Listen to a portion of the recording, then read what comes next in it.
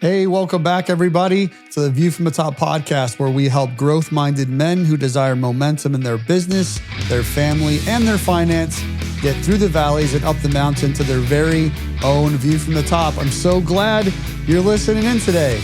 And you know why? Because for this episode of View from the Top, we are turning it up a notch. And along with Big A, we've actually invited a couple of seasoned business guys to join us on what we are calling The Forge. So this is how it's going to work. We have two other hosts with Big A and I in the studio. We're going to introduce those in just a minute. And we've also invited another growth-minded business owner who's currently working through a challenge in the business, his finances or his family, we're going to put him in what we call The Forge.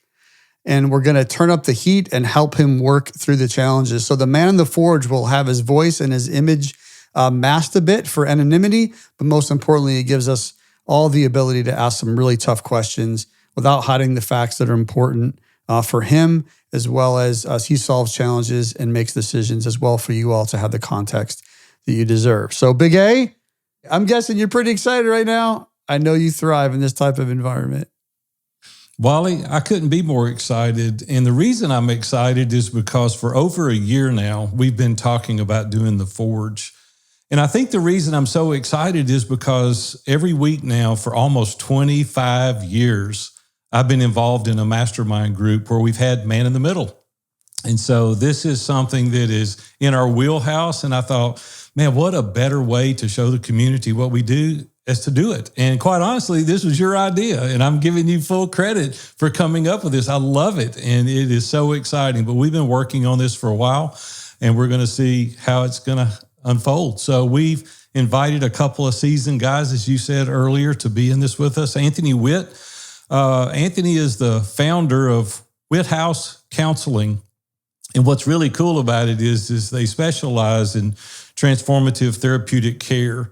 And he's got a great coworker too. It's his wife, Sarah. They've been married a long, long time. They live just outside of Nashville.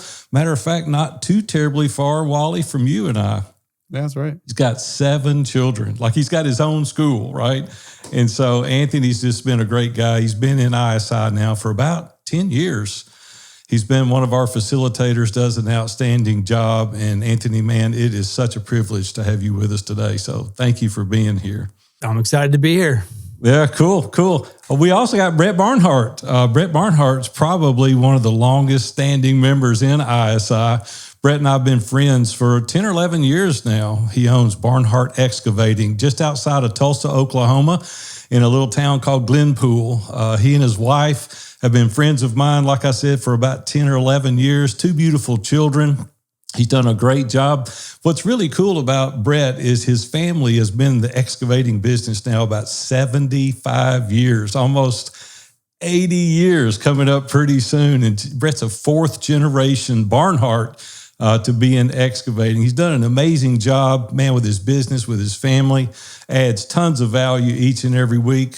Brett, we're so excited, buddy, to have you in ISI and to have you on The Forge today. Yeah, looking forward to it. Been excited about this for a while. So let's go. Hey, I got to ask you a question before we go, though, because you guys are walking through a very difficult season with me, with my daughter, that had some health complications over the past year. And I just got to ask y'all a man question. Y'all can't check my man card at the door, but do y'all do your own laundry? I mean, at home now, do you do your own laundry? No. No, Anthony, Anthony, I suspect you do some laundry though, right? You got 7 kids and a wife, and you don't even have to answer it. Never mind, you don't even have to answer it. I got a question. Come on. This laundry is the real stuff. This laundry is the real. Wally, I know you do laundry. We've talked about this, but here's the thing: don't too much. You don't. I want to give y'all a tip. You don't have to separate the clothes, man. If they'll go in the washer, all of it goes in their jeans, T-shirts, dress shirts, you name it.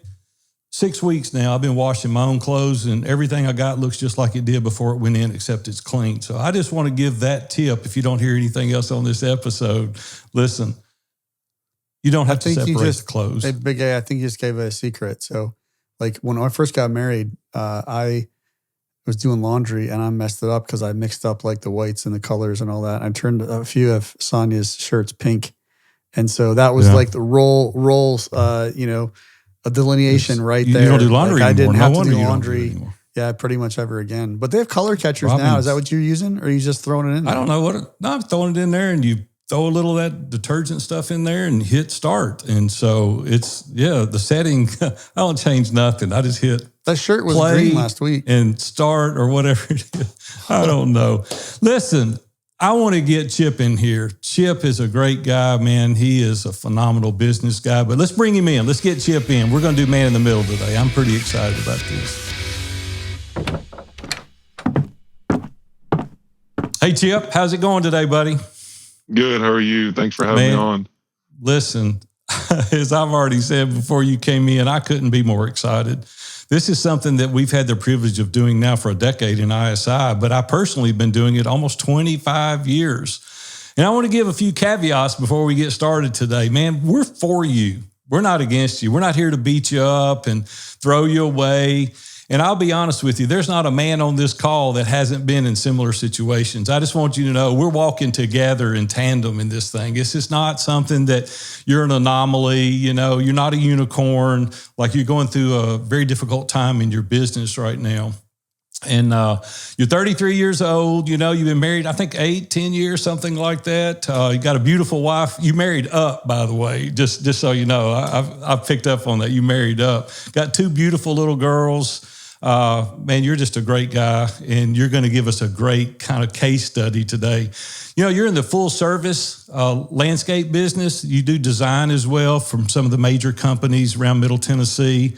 You've got some unique abilities about you. You really like to tackle those large commercial jobs, but you also install very high-end detailed residential landscapes and hardscapes. And so I've seen your work, man. It's top shelf, first-class stuff. But you found yourself in a little bit of a bind. And so we're going to help you maybe work through that a little bit today, if we could. But why don't you tell a little bit more about yourself, tell a little bit more about the situation that you found yourself in? Yeah, like you had mentioned, and again, thanks for having me on. We, full service landscape company, started in 2015, just shortly after me and my wife got married. And so kind of jumped right in, kind of had the intention of doing it. I'd owned a landscape company before through high school and the early college, and it was mainly maintenance. And, life took me a bunch of different other ways post all of that, but ended up finding myself wanting to be back in business in the Nashville area when I got settled back down. So started in 2015, and it really, it was kind of started off with relationships that I had through some people that I knew. And when I say that, just clientele and just people that we got engaged with early on. And that kind of started the snowball effect for people that kind of don't know about Nashville. It has really blown up in the past 7 to 10 years. I mean, skyline doesn't look the same. Areas and neighborhoods where you can live now, you probably couldn't have lived 10 years ago. It has changed immensely. And so, for us, starting out, I shouldn't say I didn't really have much of a game plan. I had an idea of the direction I wanted to go, but, I started getting into projects that were going to allow us as a company to cash flow. I didn't have a chartered, goal of trying to hit a certain niche of work. It was just kind of at the time, I'm taking anything and everything I can get in to make sure we have money and keeping things moving. So, that kind of started, down this road. We, had some pretty good success in our first year. Our second year was double as far as sales go. And it was probably around then when I felt like I needed a little bit of help, just trying to figure out some system and process. And I was recommended to talk with a guy by the name of Scott Beebe, and kind of went through his program, his Business on Purpose program, trying to help build some internal processes and systems, just things that I didn't, think that were necessary. For example, like a non-negotiable calendar, like set up things in your day that you need. And so just different things as we were growing. And so just one year after the next, it's constant growth mode. The whole premise and idea of where I'm at today and how it ties together is some of the things I didn't know that I've learned through hard knocks essentially is the growth is good, but you have to be able to have some finances to sustain that growth long term. And if you don't have a plan of action for that, it can be detrimental as I'm kind of figuring that out. So yeah, and that kind of fast forwarding, it brings us to where we're at today, which is probably one of the tougher seasons that I've been in. So. Yeah, you saw an opportunity in Nashville, right, to really go and grow. You know, it's an opportunity that many people have capitalized on it. Like you said, so many people moving into the Middle Tennessee area. Do you think, I'll just kind of start with a couple of questions and then the other guys can jump in. Do you think you would have been better early on to have a niche? Because you said in your own words that we would just do anything, whatever it took to generate cash flow. Do you think that was the beginning of the demise? Do you think that you should have picked a niche earlier? Yes and no. I think I probably should have game planned towards it. I think being set in what that was specifically, for example, like we have, you can take different trades specifically, but some guys, they do straight commercial work specific to ours, and some that do nothing but like pools and kind of outdoor living, and some that work specifically with like home builders and building. So all of them have kind of figured out where they've thrived and what they enjoyed doing specifically. And I knew what I think like to do, but I think it was just the unknown of like how I'm going to be able to make this business work and not have some, I should say, coffers full with work as far as what direction I wanted to go in. I kind of took what was kind of thrown at me and never really made that transition and said, okay, hold on, this is all good, but we need to figure out how we can get to moving in the direction that we need to move in as far as like what we want to be and what we want to do. So I think it's important to recognize that, some guys listen to this, be like, you do a landscaping business. That's what you're thinking, right? And so I see guys around my neighborhood doing landscape, solopreneurs, but you've got a team of people. You're hitting, mid 7 figures on top line revenue. So this isn't like a tiny operation. This is something you've been, working toward and building over the past few years. So I think there's what Big A is asking, like, how this whole time, so 2015 to now, we're talking, what is that, 8 years, right? Essentially. So if we're 8 years in, up till now, are you saying that you've just taken whatever work, like you've never focused? Because in your business statements yourself, in the beginning, kind of your opening and the intro, you had mentioned that, you do unique aspects to commercial and you do high-end residential. So has there been any niching along the way? Like, have you ever turned any work down? Yeah, we've turned work down. There's been some stuff where it's not a good fit for what we do specifically. But I think the process of, as we continue to take on this work, we've also had to fit the needs to be able to do the work and perform and do the work. And so there wasn't, I think, and as we grew with clients that we did work with and they grew, it was just kind of like there wasn't ever a point where we like stopped and said, all right, hold on. Like, I don't want to just build a machine to build a machine. Like, this works good and I value our relationship and I appreciate it.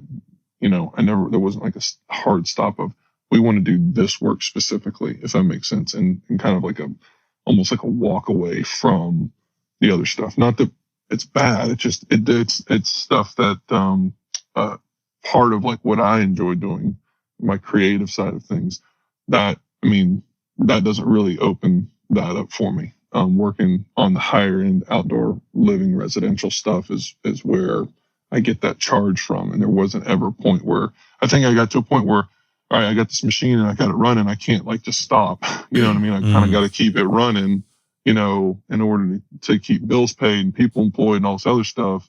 And there wasn't, in my mind, a good way to say, okay, no, we're going to quit here and start focusing over here, if that makes sense. There wasn't a really good concerted effort to get over there to fill up our coffers without having to make any major changes. At this point now, we're kind of in a position where we're having to be forced to do that, which is good because now it's like I'm like a clean slate and I'm able to kind of like sit there and kind of look from above. So, so is that where the wheels come off? Would you say, Chip? what do you mean wheels come off? Well, I mean, obviously you're trying to, I don't know. I think of 10X is easier than 2X, and you were doing what you needed to do, not what you wanted to do. And if you would have done what you wanted to do, would you be in that same situation today? I don't think so. And when I say that, because the trajectory of getting what I wanted to do is definitely a different path. It's definitely slower, and that's okay. I think So there's excessive growth. Yeah. Right? for sure. Yeah. Is where if we said the wheels come off because we grew too fast, Mm-hmm. didn't think through, didn't cash flow, didn't work through the process of what it was actually going to cost. Right? Mm-hmm. Absolutely. You You kind made of a state- outpunted your coverage, right? Yeah. Oh, yeah. Yeah. Well, You made a statement. You made a statement. I don't want to get lost on us because I think a lot of business owners out there listening to this can see themselves having similar circumstances where you said, hey, we started with something that was fun, but then that customer kept asking us to do things and do things and do things. And so you said something about you grew kind of with your customer, but you didn't delineate what it is that you really enjoy doing or were good at, or not that you couldn't do other things, but you kept adding. And I think that's a real challenge for a lot of business owners, that especially if you have a customer that keeps giving you work, it's like you want it, but then you didn't raise your hand to your admission, right? And be like, hey, and you don't know what you don't know at the same time. You're going through it, even with counsel and getting feedback from others. You're trying to figure it out. You're trying to do the next thing. You got your family at home, right? Like counting on you. And so all those things combined in there, you just kind of get in that mindset sometimes. Yep, for sure. So I would ask Chip, what obviously a while ago you said that you're already navigating into this new area of work, what you want to do, not what you need to do. What can we help you solve today as a decision, leaving here, planting the flag, and moving forward? I think for me is what needs solved is just kind of, I would say, probably like I don't want to say game plan, but a feedback on game plans, to-dos, not to-dos, different areas where I can have maybe some non-negotiable rules of business that I may have either not had in process and or need to add in process. I think are some big things. But I think that's probably the main thing. I think for me, there's a lot of different things that we could have probably done differently that may have helped in this whole situation. Factually, there's definitely some things that we could have done differently. And some of those I want to be incorporating, but kind of how to do that and any experience that you guys have had in doing that and how to apply that would be huge take back for me. So Before do you we mean dive into specifically that, the non-negotiables? what's that, Anthony? sorry. Do you need specifically the non-negotiables? No, not necessarily non-negotiable. Not necessarily non-negotiables, but maybe some non-negotiables that I haven't been thinking of, or maybe some things, as questions unfold, as I'm kind of talking about the situation. It's like, hey, instead of this specifically, you need to probably be looking at doing, that, and it's really kind of per. It's really more or less based on whatever we're talking about specifically. So you're turning a profit. You're just not cash flowing correctly, right? Not cash flowing correctly. Mm-mm. So then the real issue is cash flow. So then we start drilling down into, okay, well, what work are we going to do that's going to give us the best cash flow, return on investment quickest? Because you know how to make a profit, you know how to run the business, but we got to get cash now, right? Mm-hmm. So then is residential where that cash is going to come in those specialized projects. And then we plant those guardrails, and you leave it here with those guardrails that says, if it's outside of this guardrail, it's absolutely no. Now, it's kind of like core values are like speed limit signs, and you can go at whatever speed you want, but you're going to get caught, and it's going to get you at some point, right? So for me, I think it's drilling into, okay, well, is that a rational lie or is that the truth? Is that simple, or are we making that decision because it's easy, and start navigating through that and set those boundaries for you, and that's it. Yep. Chip, let's go back and kind of unravel the things that you've learned. Why don't you share with us the things that you've learned thus far? If you could go back to 2018, start over, what are a couple of things that you would or have identified that you would do differently? I think if I had to go back to the very beginning of things, I don't know that I would have necessarily changed like immediately, like the taking on the work that I can get. I think with any business, especially in the area, your trade, whatever it is you're doing, I think, the idea is to try and make sure people know you're there, you're trying to generate some income, etc. I think I probably would have saved quite a bit more money than what I thought I needed. I think before I even get into that, I think honestly, probably putting down some pride and like bringing on some kind of business mentor that had some know-how on how to get from point A to point B without, going through the things I've gone through would be huge. So can I ask you a question? Sure. Because, I'm good at interrupting you when you're in the middle of answering big ass question. What is the pride issue you're talking about? Probably the same one that most people struggle with is I know what I know and nobody else can really tell me what I, don't know. I'll figure it out. There's a lot of that exists in, I think, everybody, that we have to kind of put to the side day in and day out. So how long you been in a mastermind group? 2017 or 18 when I joined. So do you have a problem disclosing to your group? No. I don't think so. I don't have a problem disclosing to the group. I think I had a conversation with Brett probably a month or so, 2 months ago, kind of talking through a bunch of different things. And I think at the end of it, he was like, he said something that was very impactful to me. And honestly, it took me some time. I was reflecting. I was telling some other people about it. It was a little bit to where it really just kind of gutted me. And he was like, you really care a lot about what people think about you. He said, I don't know. Like, he was referring to the Enneagram. And I'm an 8-3, very, very close 8-3. He was like, you're probably like more like a 3. And I was like, why do you think that? He said, well, you look good, I kind of was like laughing about it. Like, like that's kind of you. But he was like, you care too much about what people think about you.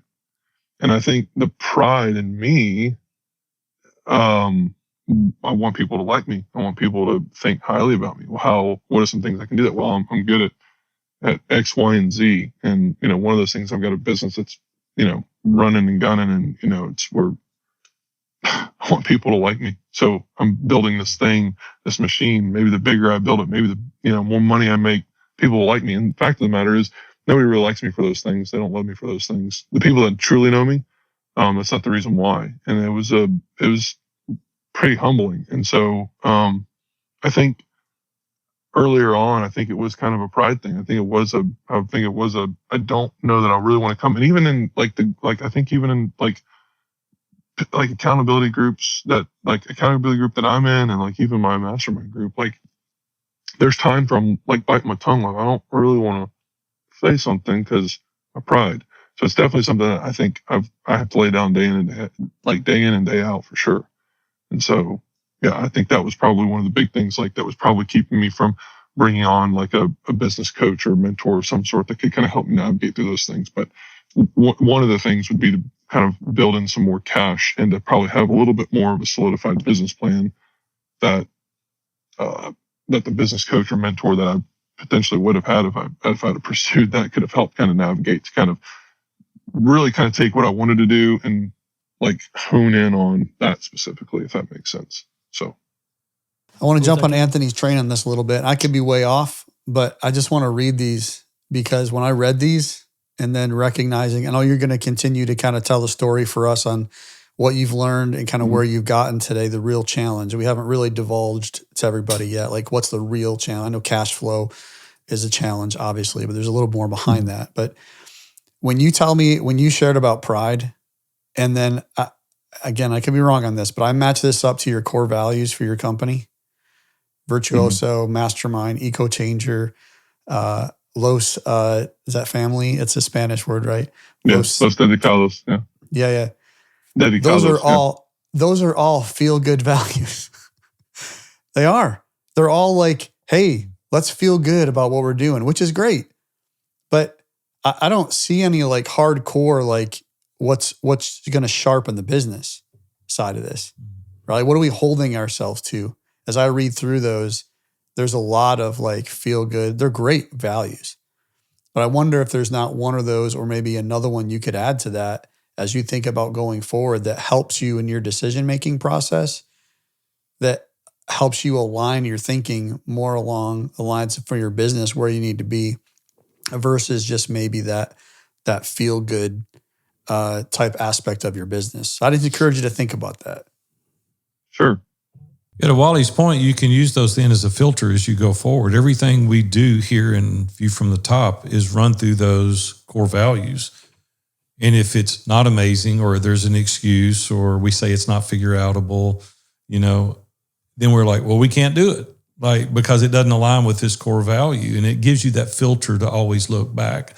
I know Brett's really strong on core values and running their business. And I think Kevin's onto something here. I think it's real valuable for you going forward. Yeah, it's something definitely to be exploring for sure. Like I said, everything's kind of on the table for where I'm at and, changing things going forward. So, do you have real accountability in regards to this? Like, I think I feel like I do. So you've told this story to other guys within your group, and they're helping you work through it. Just for clarity's sake, what is this? Because that's very pride. I mean, if based off what he said, I don't think it's pride. I think it's shame, but we're not going to go down that road too deep today. Like that. Let's go a little deeper because I think it will be helpful. I think that I know, Chip, you and I we've had meals, right? We've sat together, so I know you a little bit, and I can resonate with the 8338, whatever you want to call it, on the Enneagram. But pride is an easy thing to say when you're trying to hide, because big, strong businessmen are proudful. And it's okay to be a proudful businessman. It's not quite okay to be a shameful businessman. What do you mean by that, Anthony? Break that down. Yeah. Help me understand. I mean, what are you more okay with saying? Yeah, I've got some pride. Or are you saying I'm ashamed? I have shame in who I am. I don't think I'm good enough. But if I'm successful, you'll love me through that. Is that what you're saying? I'm saying more people are willing to use the cloak of pride versus the cloak of shame. Mm-hmm. If I say I'm ashamed, I have shame, and that's my tendency, that's my core, and maybe it's shame masked by pride, probably not, but it's more telling to say that I have shame versus I have pride. Pride's almost a masculine thing to hide behind.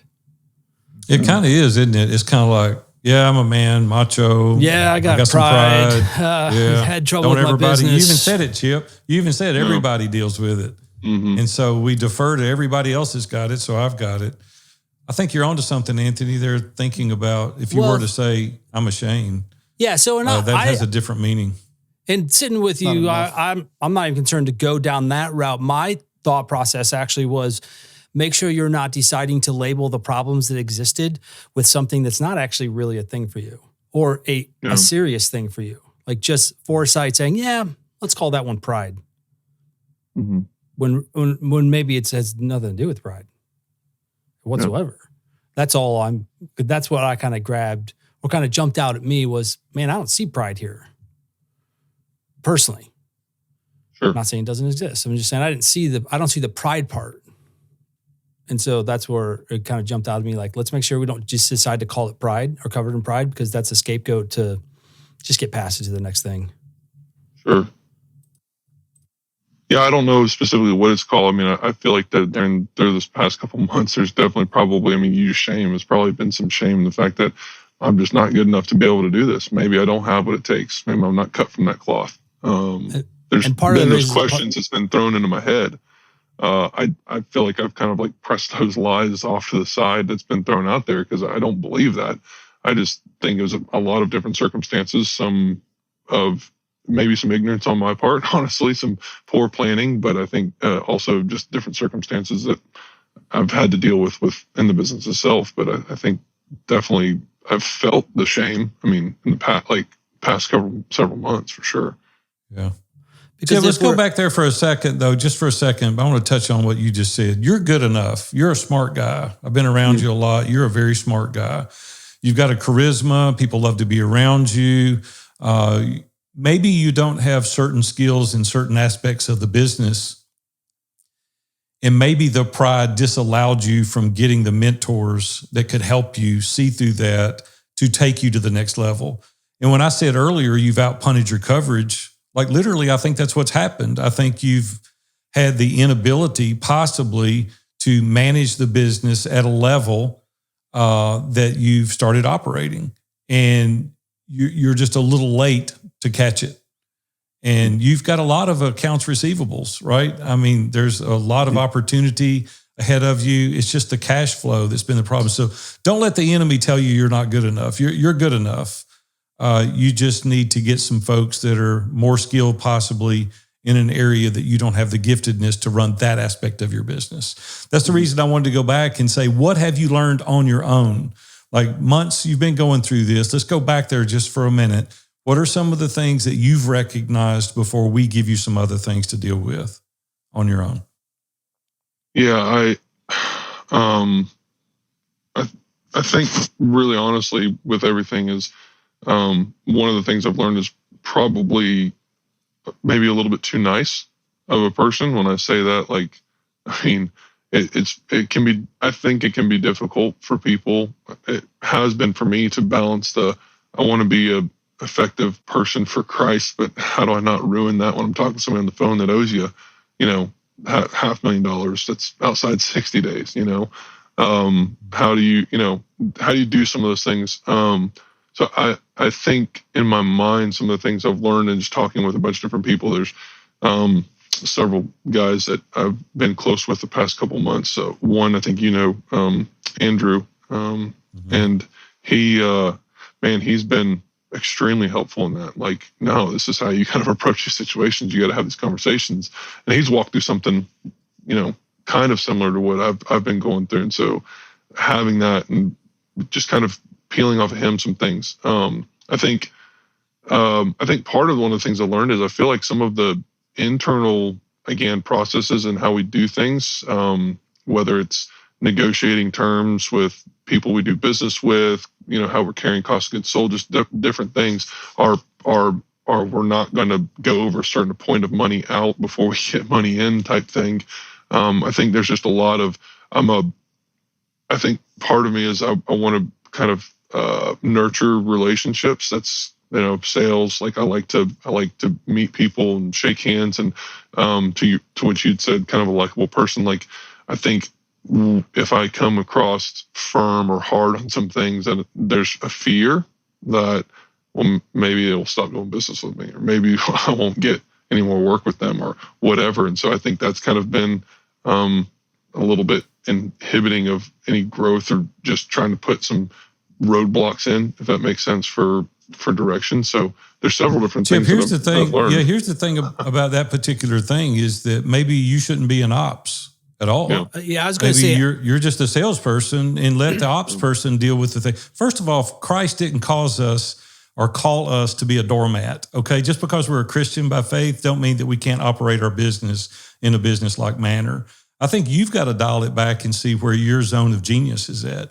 Where is that business most beneficial, Chip, using your skills and talents and then delegating the other things? I'm terrible at some aspects of our business. That's why we have a team. and the team is allocated the things and delegated the things that I'm not good at, because there's a lot of things I'm not good at. Mm-hmm. Anthony, you had something. Yeah, no, that's all I was gonna ask. Are you happy with the person you are, and you feel like you're the person you're called to be? And if you are, let's do what Big A said. Let's take you out of that position. Maybe as much as you want to be the quote unquote lead of the entrepreneurial all positions, maybe that's not your role. Yeah, operations is an area that's probably definitely blind spot over the past year and a half, 2 years. Something that another person that you guys know, Kurt Stowers, has been helping me with. Like that's one thing. He's like, I think in the next coming days, at least on this next turnaround, like we really got to find that person that's going to do ops, because can I do it? Yeah. Do I like to do it? Not really. I hate it, to be completely honest with you. And I've never really positioned myself or made the jump in getting that person. I think, again, there's a lot of things wrapped up in with that too. There's just not probably, well, let me back up, but there's definitely insecurity around, am I going to find the right person? Who is the right person? Even being not monetarily ready to hire that person. I could be completely wrong about that, but it's just a lot of things that I've got pumping around in my head about that specifically, that probably has caused me to. Do you say insecure about finding the right person? Yeah, because I think the insecurity around that is like, okay, it causes me to maybe be like to pause instead of act. If that's what I guess it's probably more what it is. Like, I don't want to have to run through 15 different people to try and find the right person, but maybe that's what you have to do. I don't know. Like, there's a lot of unknown with that. So it's almost like it's almost like the indecisiveness of not really knowing, and then just not pulling the trigger on like finding that person and going after and getting that person, if that makes sense. So who do you need? Operations? I mean, obviously that's what we've been talking about. And when we say operations, are you project manager? Obviously we're in this pretty much same line of work. So, I don't know. For me, there's certain things that I force myself to do, and I'm still navigating this. I actually talked to Kevin about this last week, and I have to wonder, there's parts of the business that I do, and I would tell you that I'm good at it, but I have to wonder after 20 years how much of that is because I forced myself to do it because I didn't have any other choice. So it's really stepping back and working through writing vision, and I didn't want to do it. But when I really started writing that out, I really decided what I wanted for my life instead of what did the business want for my life. And I think this business is just shoving you all over the place, and it has since 2015, right? Mm-hmm. And now look where it shoved you. And in setting down and identifying what you truly want for your life and what your life looks like, and hire outside of that. Because here's the thing, if you would have went back and hired the wrong guy versus what you did to get to this point, what's the difference? You're in the same situation. It's no different. It's kind of like what they say in business. What if we what if we train them and they leave? What if we don't and they stay, right? So I think you just got to take that step. Big A pushed me. I remember when I hired my first estimator, and I had to make another $1.5 million in revenue. And I was scared to death. And we didn't make that revenue. It took about 1.5 years. But I did it, and I saw the freedom in it, and I like sales like you do. And honestly, if I could do that every day, I'd do that every day. So really being honest with myself where I'm not good, and really leaning into that and finding that other person. And maybe it's not a full-time hire right now. I mean, you've got a part-time CFO if Kurt's helping you. So I don't know. I think you need to lean into that, and I think you really need to write down and really think through what you're good at, and you need to live in that zone, and you need to let everything else go and focus on that. I'm guessing by knowing you would probably outsell what the company could do. Just knowing you. Yeah. I mean, and here's how I've looked at it in my business is I've done that. I mean, that's what I've pretty much done. It's Aaron's thing. I've outpunted my coverage. Like, yeah. Here's how I say it in my business is I love to hunt. I'm the hunter. I go out, I hunt, I bring it back in. And then I would ask you who's going to butcher it. And you can butcher it and it's all good. But if you don't have a cook, it still gets spoiled, right? So you're hunting and you're dragging in and the meat's just spoiling. I know that's Oklahoma terms for you, but No. I think you really got to think about in that situation, like you've got to lean into that hunt and who's gonna be the butcher and who's gonna be the cook, and then it all comes full circle back around. So I'm on board with you. Besides the fact you're dropping some really fun alliterations today, Brett. I would say, Brett, I know you run BOP. I run more of an EOS. Kurt, you said you've done BOP, is to figure out what your system is and then run that system. Because at least the two that I just mentioned, that vision is at the top. And then from that vision, we're determining, I know both those systems, we're describing and we're determining what is the roles, how do we fill the roles, and how do we move from there. And you kind of said that earlier about, what do I do? How do I run some of this? I think you decide what system you're going to, because I also know both of those systems say, I don't really care what you do, but you need a system and you need to operate within inside of that system. Yeah. We've got, I went through business on purpose earlier, I think in the introduction, and we've got some of those systems in place. And I say some of those systems, like not everything's nailed down. Since I've brought Kurt on, we've changed a couple of different things, how we approach. And some of those things are changing even now. Like I just had a call with him today, and we're gonna have a sit down call during the fall live event. Not a sit down call. We're gonna meet together during the fall live event. Are they changes reactively or proactively? Are you changing because of the current status of your business, or are you proactively changing because you want something different? Proactively changing because we want something different is kind of. Do you know what you want? Do you know what size business you want? I do. I think with all this stuff, and that's where I can go back to like the Come As You'll Be, that was charted out, and I had some excitement around it, and I was like, oh man, I want time, right? Well, how do we get time? Well, I need to hire X person, Y person, to be able to free me up from these things to have some time. And in addition to that, I want to be able to make some money and be able to do that to where, hey, you know what, me and the girls and Lindsay, we can go over here for a couple weeks and I don't have to be strapped to the business and like there day in and day out and all this other stuff.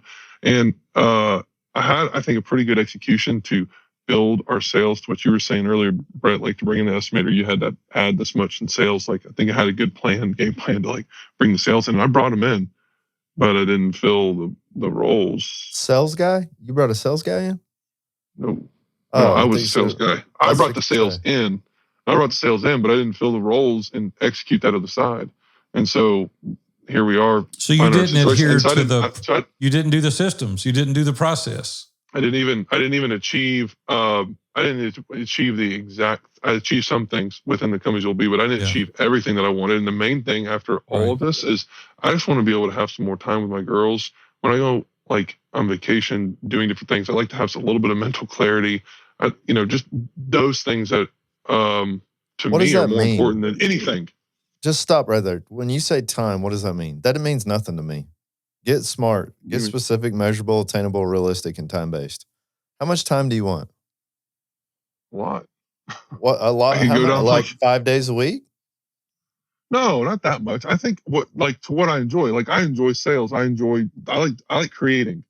You get down to the bottom of it, I like creating, which is why that's time. With residential, I like creating. So I like coming to Brett's house and Brett's like, I want to redo all my landscape. Oh, by the way, I want to do this outdoor patio back here and kitchen and work with you. And I do the design and then we work and execute. And I'd like to take that and turn that over to somebody else to execute, if that makes sense. Like I don't really want to be in the operations of that.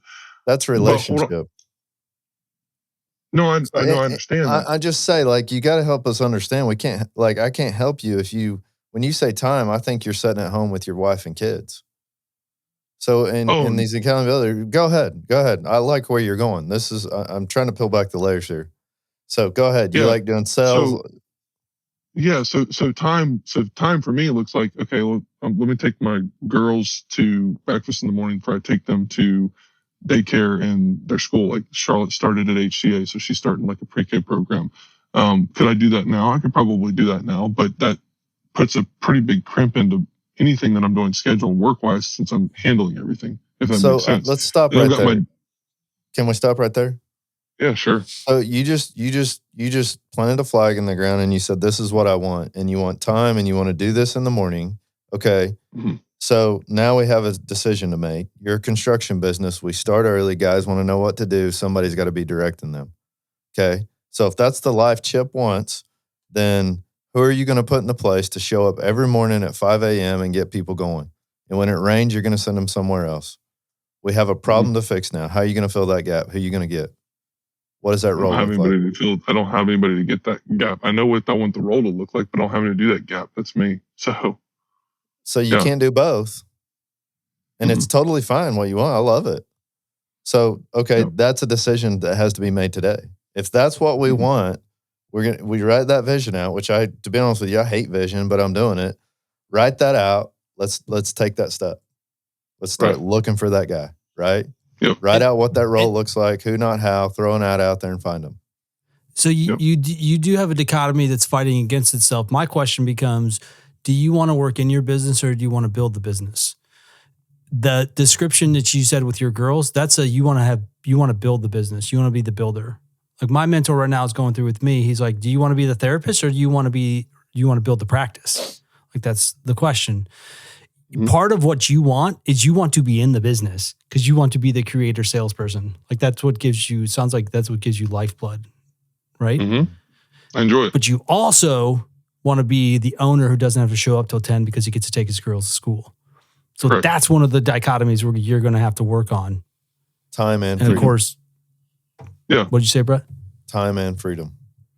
Yeah. That's when I say time. I'm sorry, I wasn't specific because there's a lot of different things. But that's what I'm looking for. I picked the girls up now earlier, but if I wanted to pick them up a little bit earlier, like especially when the weather's out and we go to the pool and hang out and do that, great. I've got the freedom and flexibility to do that because what I enjoy doing, which is the creating part, is meeting with the clients and consulting about these things. Is I get a little bit of freedom in being able to move that schedule around. I don't have this available. I've got this time available. Here's my calendar. Here, here's the times, here's the days I have available to set up a consult. And I can build the time and freedom and the time I get to spend with my girls and my family first. And that kind of fills in the gaps afterwards, if that makes sense. But you nailed it, Anthony. It's the dichotomy of the time and freedom. It's the both and. If you'll go find an operations guy, you will probably pay for him or her with the profits that you make from them actually carrying that job to the finish. Yep. Today. I mean, you just said... Chip, go ahead. Let's get down to the reality of where you're at today. Optimally, that's perfect, right? And that's where you'd like to go. And I think you conceptually have the idea of where you want to go. And you've learned through this, going through the fire, that I need to make some major changes. What do you think the next right step is for you, or even from the guys, getting yourself in a position that you can have the time, that you can have the financial resources? As to Anthony's point, you're not going to be able to do those simultaneously at this juncture, right? You can't. Right. I mean, you've got a business, you've got to salvage, you've got to get it back into a good spot.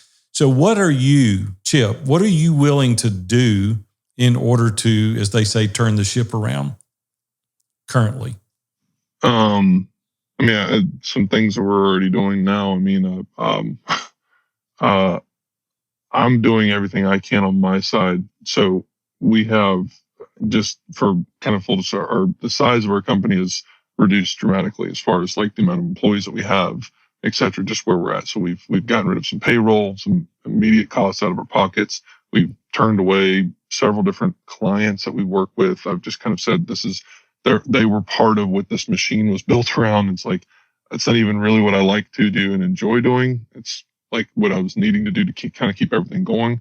And so we're dropping that down. We're going to be working through the next couple of weeks, getting rid of some equipment that we don't need, that we have on hand.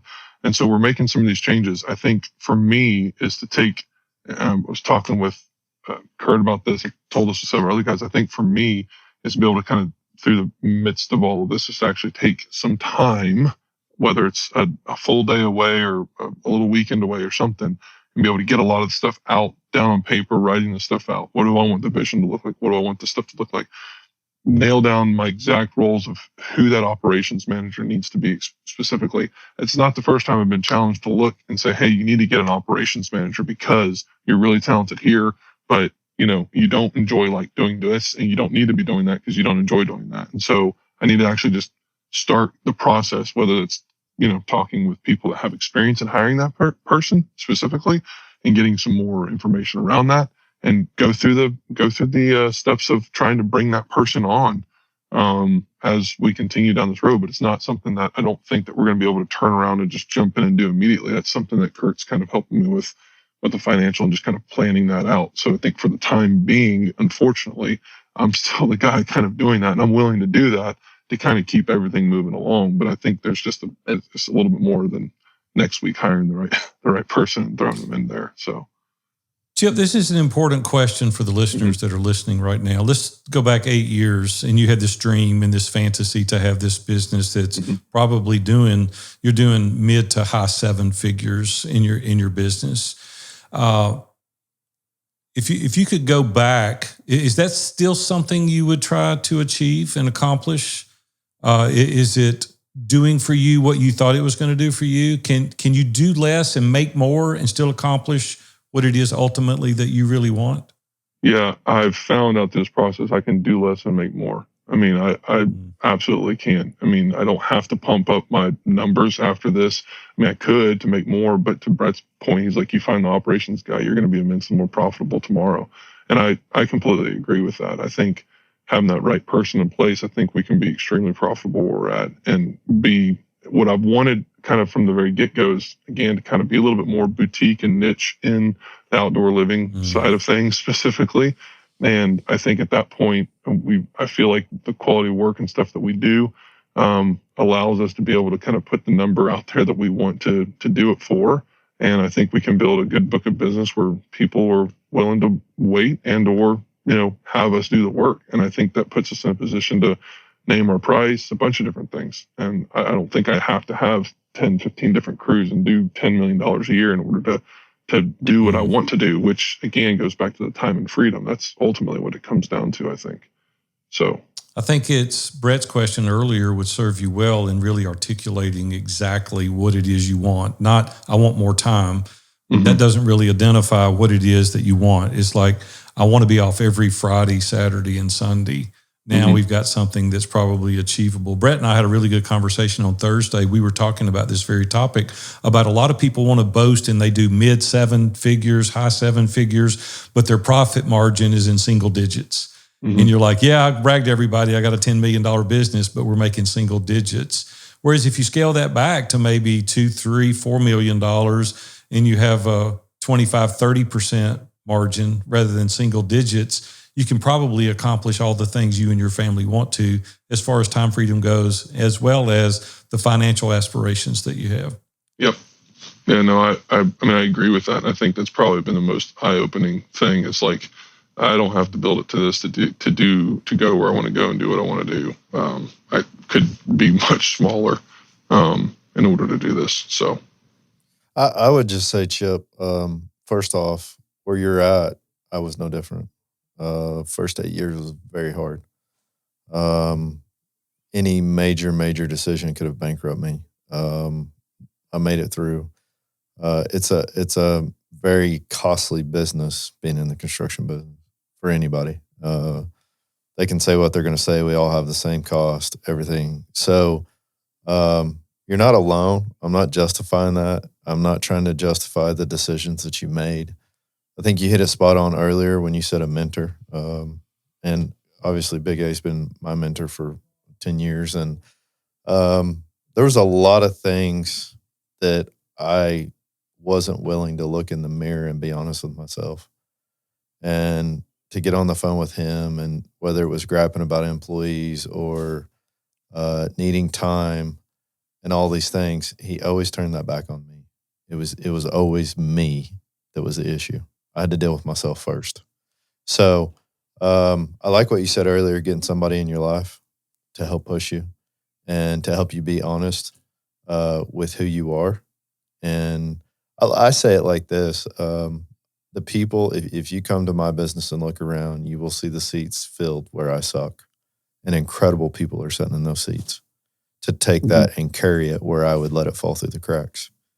And you got to identify that, get past that pride. It's okay. And go do what you do best. And I'm assuming that's sales. I would assume that bringing you into our business, you would kill it at sales. I think you'd be incredible. You're relational. Yep. There's no point in fighting and suffering this. I was miserable in my 20s. And it took making these hard decisions to really change that. So I'm excited for you. So you're a great guy. You're living and learning. Big A and I was talking last week and in my Bible studies talking about coming off the mountains. And kind of the conclusion of it is we want to live on the mountain. And Aaron said this, he said, but what grows on the mountaintop? Nothing. You're in the valley and it's where all the growth is happening. It's going to push you back up on that mountain. So anyways, excited for you, buddy. Chip, you're going to learn a lot through this process, man. I know personally that you've already been through the fire, you're being refined, and you're going to come out on the other side better as a result of this. And I know right now it feels like a mountain in front of you, and it's a speed bump, no doubt about, but you're going to excel. You're going to overcome this. You're going to be better in all regards. And so I would just encourage you to think about what those next right steps are. Maybe you go to Lindsay and y'all sit down and say, hey, these are the things that we're wanting to accomplish. How much time are we wanting? What are the resources that we're wanting? How much time do we want to spend on our kids? What do we want to give away? Where do we want to live? And really get specific. Robin and I do this a lot. We'll sit and talk very specific about things that we want to accomplish. The business is designed to support your life. And if you don't have great clarity in what you want to accomplish, you're just going to go out there and shoot aimlessly. And I think you've learned so much through these past 8 years. You're going to do it differently now. You're going to do it better this time. Really go back to those systems and processes and really dial in to what it is that you need to do. And we always fail to our level of systems and processes, always. And so go back. If you adhered to those the first time, maybe you wouldn't be in the shape. Maybe you would. You know, we all have situations that we encounter that sometimes it's not a fault of our own. Sometimes they are.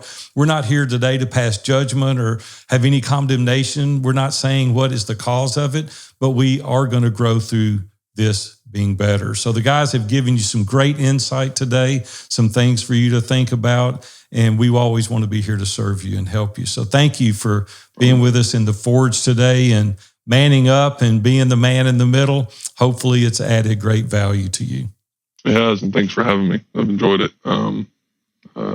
Look up to everybody in the group here and within Mastermind. It's very helpful. So, man, Brett, thank you so much for being here today. You gave great wisdom to Chip in so many arenas. And Anthony, you always come sliding in like sideways. I never see it coming the way you approach things, but it's always mic drop for you. You're always like, golly, man, that was so good. And I'm just grateful that you guys were here today. Hopefully Chip will take this and go back and do something amazing with it. I have confidence in him. I think he's a great young man. He's got a lot of skills. He's very ambitious. He doesn't quit. He's got that determination and that perseverance. And I know without a question, man, he's going to excel like none other. But he couldn't do it without guys like you around him. So thank you guys today for being on the Forge and really sharing deeply with Chip. We appreciate you guys. Hey, as we finish up our call today, I just want to remind everyone of the new private Facebook group for the listeners that we put out there. We really invite you guys to come join us and continue the conversation from today, or hop in and just post your own questions.